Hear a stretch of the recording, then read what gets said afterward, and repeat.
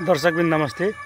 म अहिले राप्ती गाउँपालिका दाङको राप्ती गाउँपालिका वार्ड नम्बर 3 को यो स्विजरल्यान्ड पार्कमा आएको छु। बसन्तपुर बागदती गाउँमा।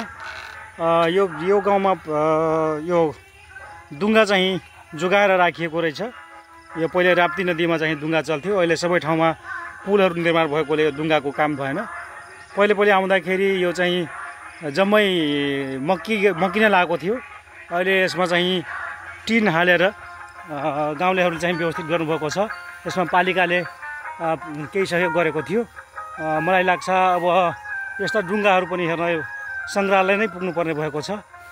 यसरी पुराना परम्परागत चिजहरू व्यवस्थित गरेको देखेर मलाई राप्ती गाउँपालिकाको यो बागदती गाउँका बासिन्दाहरूलाई सम्मान गर्न मन लाग्यो। तपाईहरुसँग पनि यस्ता पुराना चिजहरू छन् भनेपछि यो नबिग्रिने गरी व्यवस्थित गर्नुस् है। यसमा अलिकति अब पलिस लगाएर यसमा जुन पाल परिरहेको छ यसलाई अलिकति घटाउन सके झन् राम्रो हुन्थ्यो होला। धन्यवाद।